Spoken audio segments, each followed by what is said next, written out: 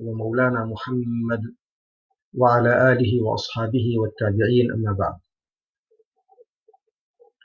Nous avions parlé hier de ce qui était arrivé à l'époque de Sayyiduna Omar al-Farouq radiyallahu ta'ala anhu.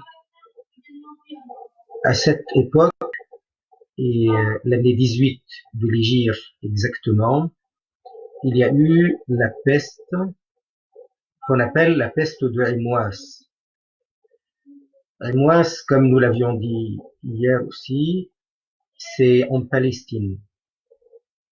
En Palestine, entre Al-Ramla et Jérusalem, et Al-Quds al-Sharif. C'est là que ça a commencé à se propager, mais c'est un peu partout dans Al-Sham. Sayyiduna Omar radiyallahu ta'ala anhu, il avait pris la décision, alors qu'il venait avec une grande délégation des Muhajirin et des Ansar radiyallahu ta'ala anhum, de repartir, de rebrousser chemin, parce que plusieurs parmi les Sahaba radiyallahu anhum lui ont rapporté de Rasulullah sallallahu alayhi wa sallam que si vous entendez parler de Ta'oun dans un endroit, dans une terre, et vous n'y êtes pas, n'y entrerez pas. Et si vous y êtes, ne ressortez pas, ne sortez pas. Donc, la takhruju firaran minhu. Ne fuyez pas, ne sortez pas.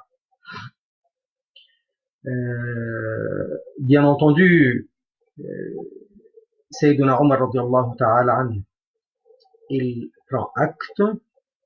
Les autres Sahaba radiyallahu anhum, ils prennent acte de ce que enseigne Rasulullah sallallahu alayhi wa sallam. C'est une sharia.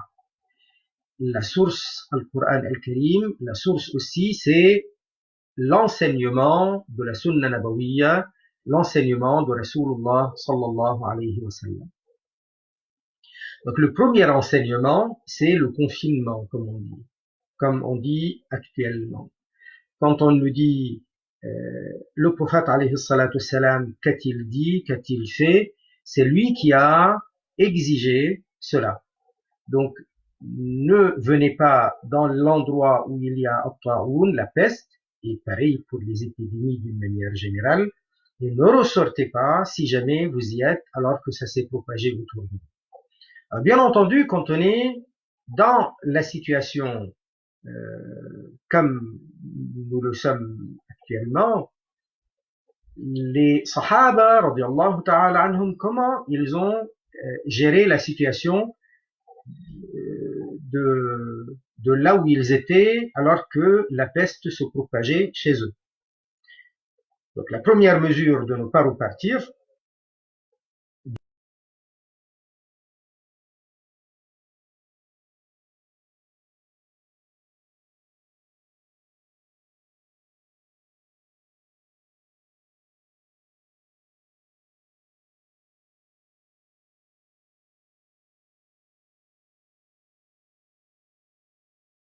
il profite de l'occasion pour le faire venir. Il lui dit j'ai quelque chose à te dire, mais Sayyiduna Abu Ubaida, il refusait de quitter les siens. Les siens ici, ça veut dire toute cette armée musulmane, toute cette présence musulmane. Si ceux qui ne sont pas atteints partent, premièrement, il y a un risque, parce qu'on ne peut pas toujours être sûr que nous ne sommes pas atteints, je parle d'une manière générale. Et il y a aussi autre chose, c'est que on est en train d'abandonner ceux qui sont atteints. Il ne faut pas les abandonner. Il ne faut pas les abandonner parce que moralement ça va les toucher, ça va les atteindre, mais il n'y a pas que ça. Il y a aussi le fait de gérer la situation de ceux qui sont plus faibles, qui n'ont pas beaucoup d'expérience. Il faut être soudé, il faut être nombreux. Et il faut savoir aussi comment se protéger même en ce milieu de cette peste ou de l'épidémie. Nous, on parle de la peste de Imwas comme exemple, mais en réalité, les musulmans de l'époque où il y avait encore des sahaba, où il y avait encore beaucoup de très grands ulama de cette époque des premières générations, on en a connu plusieurs. On a connu aussi des épidémies qui ont été ravageuses plus tard. Il n'y avait plus les Sahaba radiallahu anhum ou les Tabi'in, mais il y avait aussi de très grands savants, références en la matière. D'une manière générale, lorsque on se trouve à l'extérieur, donc on n'y va pas, quand on est à l'intérieur, on ne ressort pas.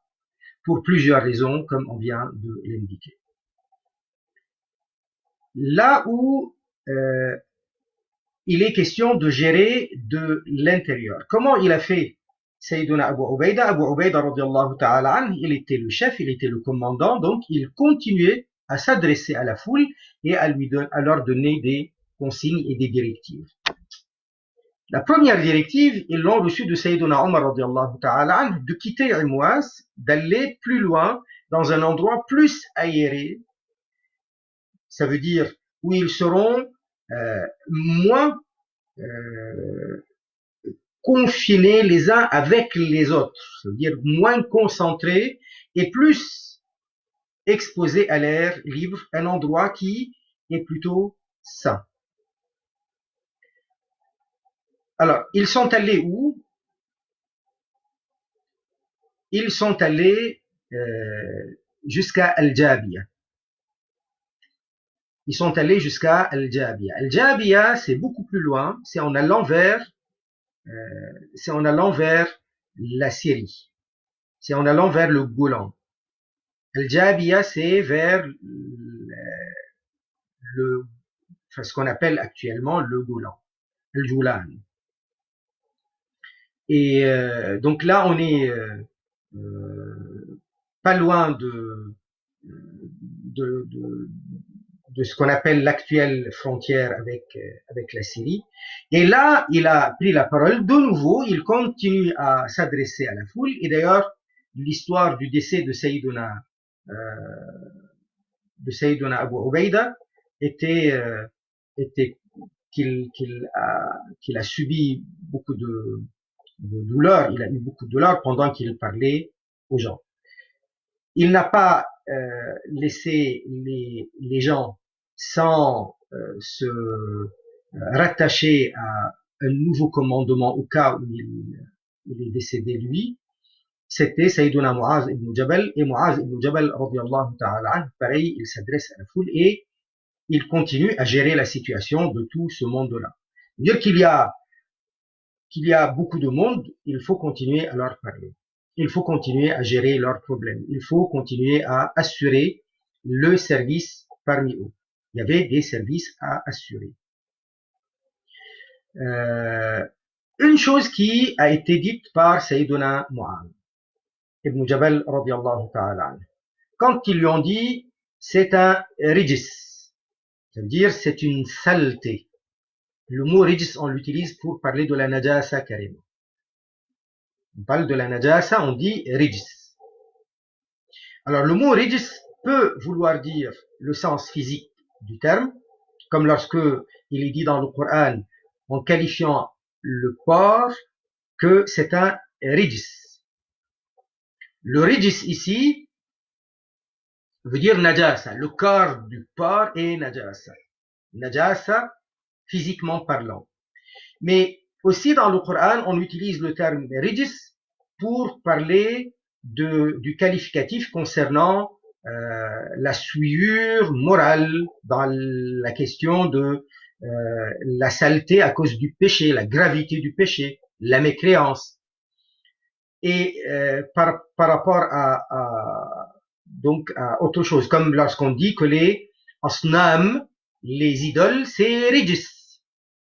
Et le sanam et rijis, c'est vrai, mais pas au sens physique du terme. Le sanam, c'est l'idole, ce que prennent les idolâtres pour des divinités. Hein. Ça, c'est rijis. Allah Azza wa Jal, il dit innama al-mushrikuna najas. Les mushrikines sont najas. Là, il ne s'agit pas du corps, physiquement parlant, mais là, on est en train de parler de la gravité du péché, cette souillure de ce péché, de la mécréance. Donc, ils lui disent, c'est un rijs, il leur dit, non, c'est pas un rijs, c'est une rahma de la part d'Allah. c'est intéressant quand même de s'arrêter dessus parce que lorsque Sayyida Aisha radiallahu ta'ala anha, si je me souviens, lorsque une des Ummahatul Mu'minin, pour ne pas me tromper, elle lui pose la question sur ce que c'est At-Ta'oun, le prophète alayhi salatu wassalam, il dit que c'est un azab de la part d'Allah. Donc il y a azab, il y a un supplice, il y a un châtiment de la part d'Allah. Et Allah l'envoie à qui il veut. Mais s'il touche le mu'min, فإذا أصاب المؤمن كان رحمة للمؤمن. Lorsqu'il touche le croyant, c'est une rahma pour le mu'min. Ça veut dire que la notion de ce qu'est une épidémie, de ce qu'est la peste ou autre, lorsque ça touche, ça vient à cause des péchés qui se répandent. Ça ne veut pas dire que c'est à cause d'un musulman ou de plusieurs musulmans. Mais c'est un azab au départ. Si jamais un musulman y est touché, c'est une rahma de la part d'Allah Azza wa Jal, parce que tout ce qui touche le mu'min est une rahma. Le mu'min qui va patienter, ça va élever son degré. Le mu'min, quand il va patienter face à cette épreuve, la douleur, etc., il patiente. Le prophète, alayhi salatu salam, il avait dit, par rapport à ce ta'oun, à cette peste, lorsque le croyant y est touché, c'est une rahma de la part d'Allah. S'il patiente, confiné à l'endroit où il ne sort pas, il ne quitte pas, avec patience, et il décède suite à cela, il aura le degré de shahid. Le degré de shahid. Le shahid, martyr, c'est pas tout à fait comme le martyr de guerre, mais c'est un des degrés de martyr. Ça veut dire les péchés effacés. Ça veut dire que si jamais il avait fait du tort à autrui, Allah Azza wa Jal, au jour dernier, il réglera le problème, il assurera ce qui satisfera la personne qui avait été victime des préjudices de la part de celui qui a fini shahid, et il aura al-Jannah, il ira dans al-Jannah. Le shahid de la guerre, lui, son âme directement va au paradis. Par contre, celui-ci, il est similaire du fait que Allah lui promet al-Jannah. Pas dans le sens que son âme ira directement dans al-Jannah. Donc, lorsque il y a péchés qui se répandent, les péchés qui se répandent, il y a azab de la part d'Allah Azza wa Jal, mais ce azab ne va pas toucher uniquement ceux qui ont fauté. Ça va toucher d'une manière générale. Ça va couvrir. Donc le bala, quand il descend am. Ça veut dire général. Je ne veux pas m'attarder dessus. Je voulais reparler de comment faire, comment gérer. La première, donc, des choses, c'était la consigne de partir, de quitter Rimouas pour aller vers Al-Jabia dans des endroits plus aérés. Deuxième chose, les dirigeants restent au service. Ils assurent toujours le service. Ils sont là pour les aider dans tous les sens de l'organisation et de l'administration. Moralement aussi, parce que quand on les quitte, ceux qui sont atteints, ça veut dire on est en train de les toucher encore 2 fois plus, 3 fois plus. Premièrement, ils n'arrivent pas à s'en sortir, ils sont très malades, ils souffrent, et puis après on les abandonne. Très bien. Il y a donc à assurer tous ces services, comme il faisait Sayyidina Abu Ubaida radiallahu anhu, et ensuite Sayyidina Mu'adh ibn Jabal radiallahu ta'ala anhu. Mais je me suis arrêté sur la question quand il a dit c'est pareil, ça veut dire que quand ça nous touche, nous musulmans, croyants, nous patientons, nous abdiquons de tout ce qui est dunya pour acheter al-akhirah avec patience et avec al-iman. Cela veut dire aussi que la direction donc n'abandonne pas, les plus forts n'abandonnent pas les plus faibles, etc. Et ça reste une solidarité. Après le décès de Sayyiduna Mu'adh ibn Jabal, c'était Amr ibn al-As qui a pris le commandement, Et lui, il a eu l'ingéniosité d'ordonner à tous de se séparer, d'aller dans les hauteurs. Et c'est exactement ce qu'on nous demande actuellement de faire, c'est de ne pas entrer en contact avec les autres. Parce que plus on est resserré, en contact, comme il avait dit Amr ibn al-As, il avait dit, cette épidémie est en train de nous atteindre comme le feu qui est en train de brûler le foin. Le feu qui brûle le foin. Donc comment faire pour que le feu ne nous brûle pas, le feu de cette peste ne nous brûle pas? On va s'éloigner, on va se séparer. Comme ça, il ne trouvera pas l'occasion de nous ravager. Et effectivement, c'est ça qui est arrivé. Maintenant, il y a d'autres mesures. Il y a d'autres mesures. Ça, c'est une mesure parmi les mesures principales. Il y a à rappeler que nous sommes musulmans, croyants. Nous croyons en Allah Azza wa Jal. Nous fions à Allah Azza wa Jal. Nous faisons tawakkul ala Allah. Et Allah Azza wa Jal nous dit dans le Coran al-Karim de faire des du'as. Nous dit dans le Coran al-Karim de rester fidèle aux enseignements de notre Nabi sallallahu alayhi wa sallam. Les enseignements, là où c'est obligatoire, ça reste obligatoire. Et là où il y a des recommandations, donc on s'y attache aussi. Les obligations, c'est toujours as-salat. Les obligations, c'est toujours rester fidèle aux 5 salats obligatoires. Lorsqu'il y a salat à faire, on doit la faire. Lorsque il y a l'wudu à faire, on doit le faire. Il y a le ghusl à faire, on doit le faire. Les obligations. Et parmi les enseignements de Nabi alayhi salatu salam, il y a les enseignements qui consistent à nous apprendre comment rester toujours propre.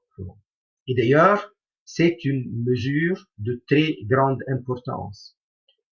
Lorsque on fait le wudu, lorsqu'on fait le ghusl, lorsque on se nettoie régulièrement, au moins pour les salats, mais au-delà, si on peut, ça reste une mesure d'hygiène qui va nous protéger. On a parlé hier aussi de ce qu'a dit le prophète alayhi salatu salam, ce que faisait le prophète alayhi salatu salam, pas en temps d'épidémie, tout le temps, quand il éternuait, il couvrait le visage. Kana yukhammiru wajhahu. Donc c'est son rida qui couvrait, ou alors avec son bras. Et ça, c'est une mesure d'hygiène. Tout ça, c'est très important. C'est très important aussi l'autre mesure qui est chercher à soigner. Chercher à soigner.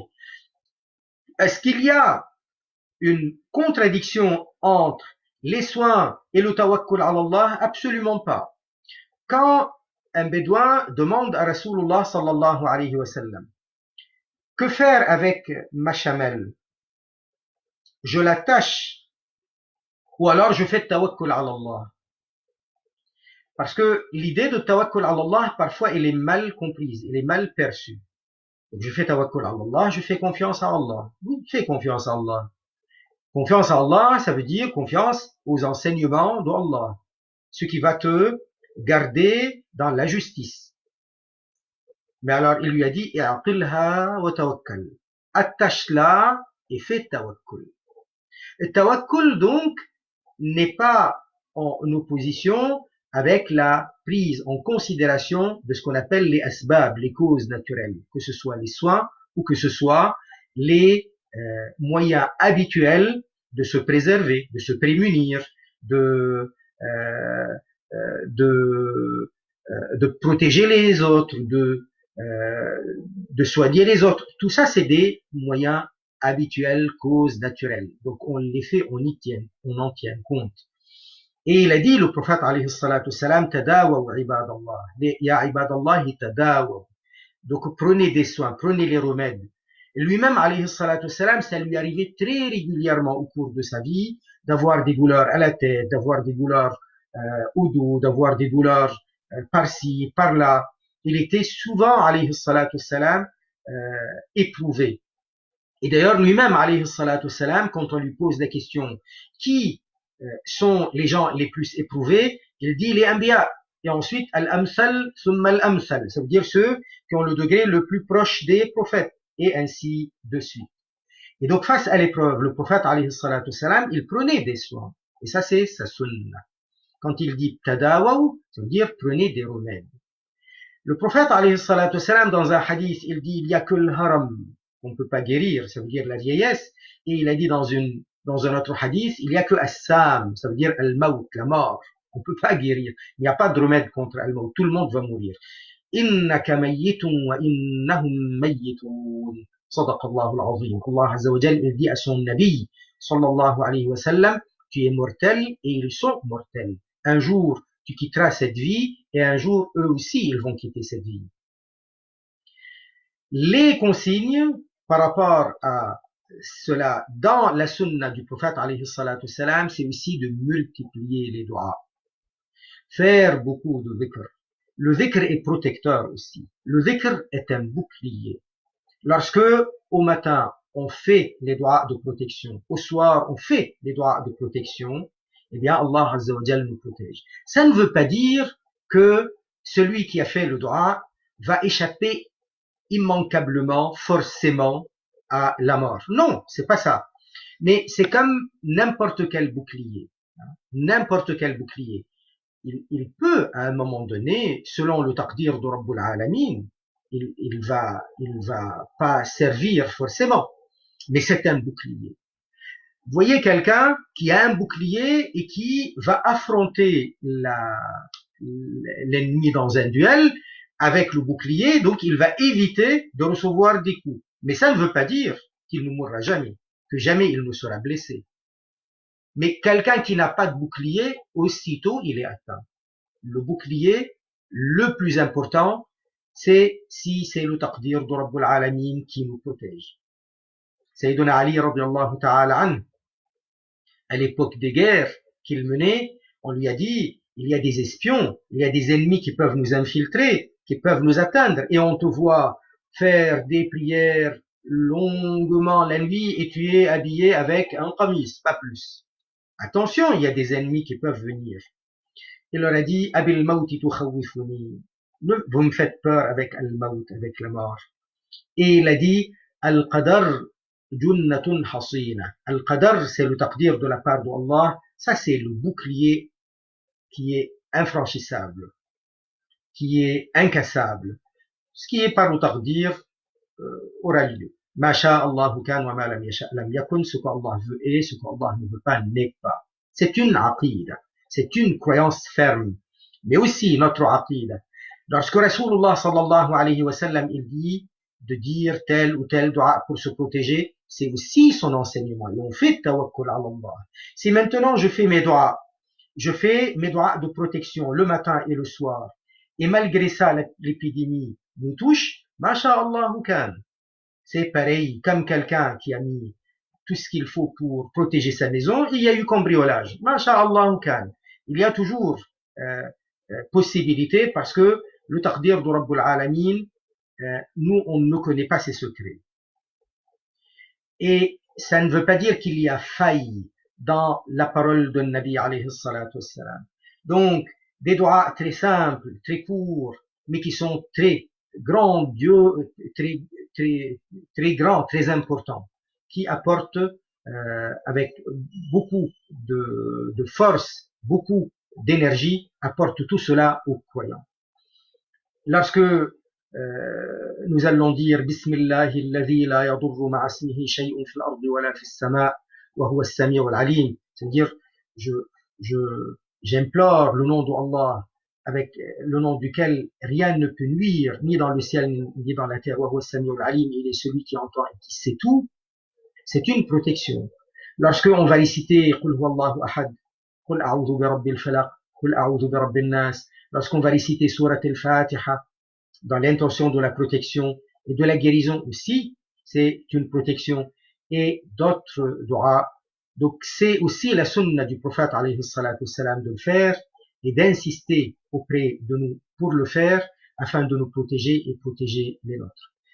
N'oubliez pas une chose, la religion de l'islam, c'est elle qui nous apprend à nous à nous nettoyer les mains, le visage, les bras, les pieds, donc à avoir de l'hygiène. Lorsque il y a le besoin naturel, il y a l'istinja, et l'istinja est un enseignement de Nabi alayhi salatu wassalam, donc à ne pas laisser de la najasa sur le corps après avoir fait ses besoins. Lorsqu'il y a une najasa qui nous touche même sur un autre endroit, éclaboussure ou autre, donc là aussi, il y a des mesures d'hygiène. Lorsque nous, musulmans, nous consommons des animaux halal à la consommation, mais pas n'importe quel animal. Et même l'animal halal à la consommation, il est haram de le consommer lorsqu'il a été frappé, lorsqu'il a été, donc il est mort à cause des coups. Ça c'est comme les deux animaux qui se cognent, qui se donnent des coups de cornes, et l'animal meurt, on l'appelle an-natiha. C'est interdit dans le texte coranique. Al-Mutaraddiya aussi, l'animal qui est tombé de haut. Donc l'animal qui est mort accidentellement, accident de voiture, tombé, frappé, etc. Ça c'est haram à la consommation. Même quand au départ il est mouton, et le mouton il est halal à la consommation, mais il y a la condition d'être abattu selon le rituel. Et dans l'abattage rituel, on égorge le mouton, on égorge la chèvre, on égorge la poule. Donc on laisse le sang s'évacuer. Et on n'égorge pas de la manière brutale, c'est avec une lame bien tranchante pour ne pas davantage faire souffrir l'animal, lui ajouter, lui cumuler la souffrance de la mort et aussi la souffrance du moyen, de l'outil avec lequel on le tue. Tout ça, c'est de l'hygiène. Et cette hygiène-là, plus les consignes qu'on nous dit, qu'on nous donne, qu'on exige de nous, se confiner, ne pas propager l'épidémie, tout ça, ça fait partie de ce qui va protéger la personne.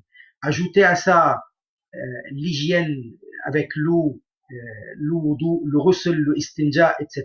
Tout ça, c'est des mesures d'hygiène qui protègent la personne. Et ça, c'est des enseignements de Nabi alayhi salatu wassalam. Ajouter à ça les doigts et le zikr qui protègent. Ajouter à ça que il doit y avoir toujours une solidarité. Tout ça, c'est de l'enseignement de Nabi alayhi salatu wassalam. Et comme il l'avait dit, le prophète alayhi salatu wassalam, de toute façon, on a besoin de prendre recours aux soins. Tadawaw. Il dit prenez des remèdes. Tout cela, c'est un enseignement prophétique et tout cela a sauvé beaucoup de vies à l'époque et peut sauver beaucoup de vies aujourd'hui. On se rappelle d'un dernier conseil que je vais pouvoir dire maintenant. Il y a une règle générale, il y a une règle dans la charia. Al-Rasoul alayhi salatu wassalam, il dit la darara wa la darar.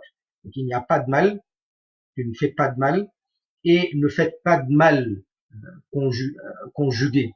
Al-darar, c'est un mal de la part d'une personne. Al-darar, c'est quand c'est plusieurs, deux ou plusieurs qui y participent.